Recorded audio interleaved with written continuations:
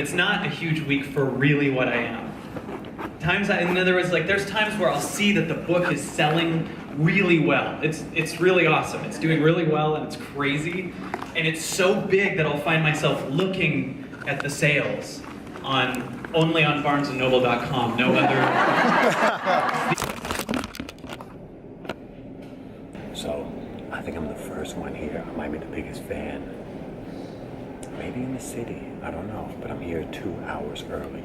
I'm repeatedly opening myself up to stuff like this. You saw the Brandon Carter video. You're about to see the Kyle C's video. And who knows what other videos are going to come from there. But opening myself up to this space and just seeing what I can receive. It's going to be great. But this is Blog 11.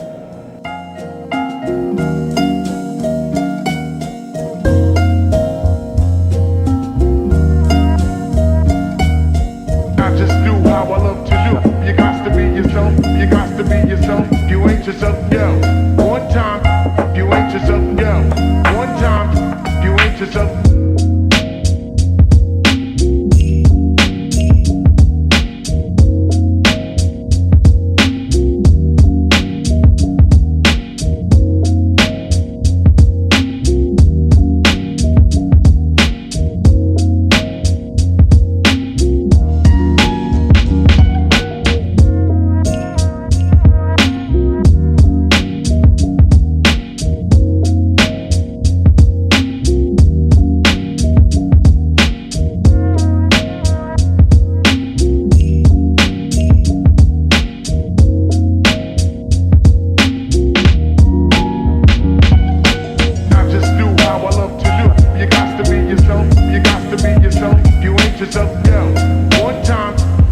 So none of what I just said recorded. You ain't yourself. I just do how I love to do. You got to be yourself. Wow. You got to be yourself. You ain't yourself, yo.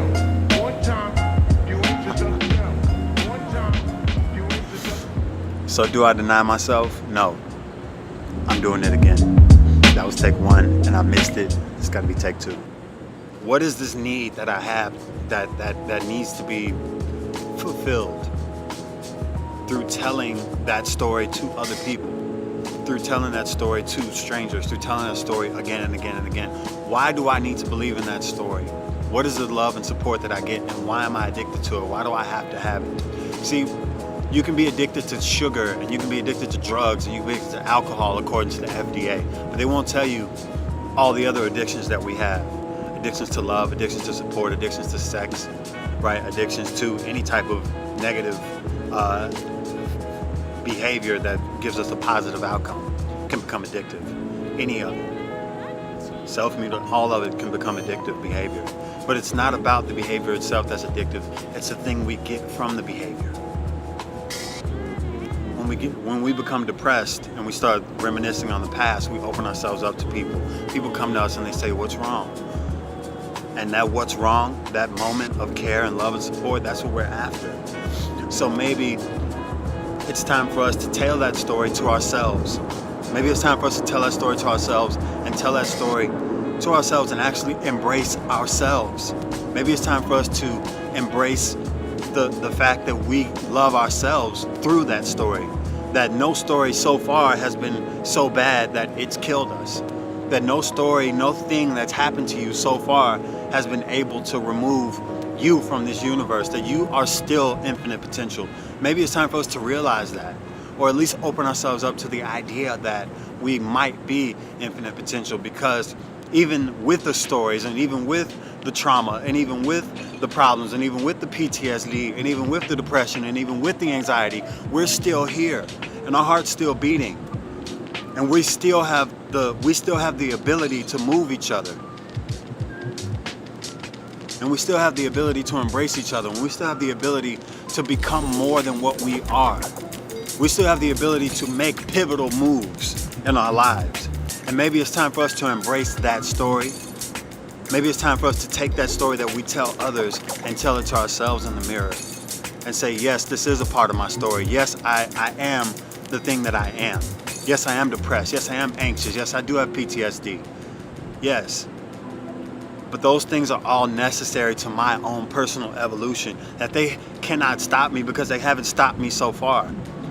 That the only thing that stopped me is me. The only thing that has stopped me is me telling that story, and it's been my own personal addiction to the feeling that I get from telling that story.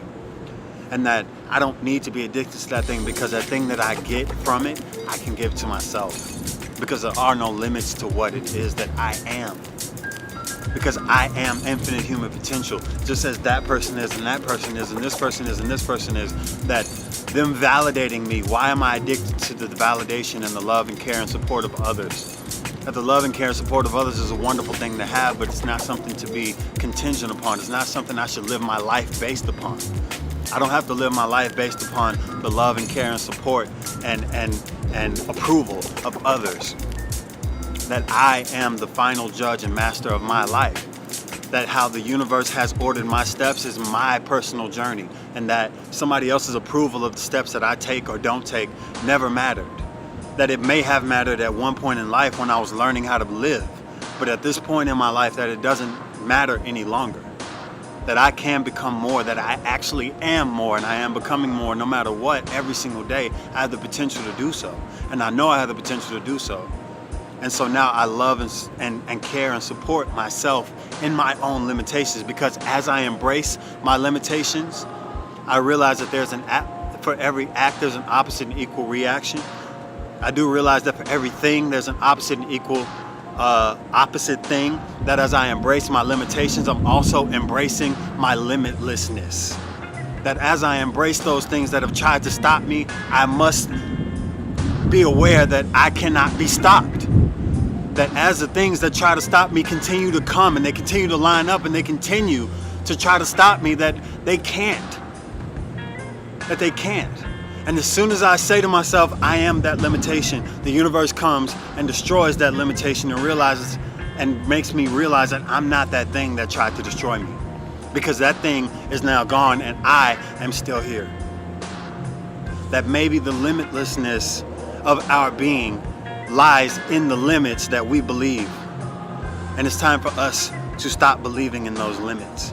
It's time for us to take those limits and embrace those limits as evidence to our limitlessness.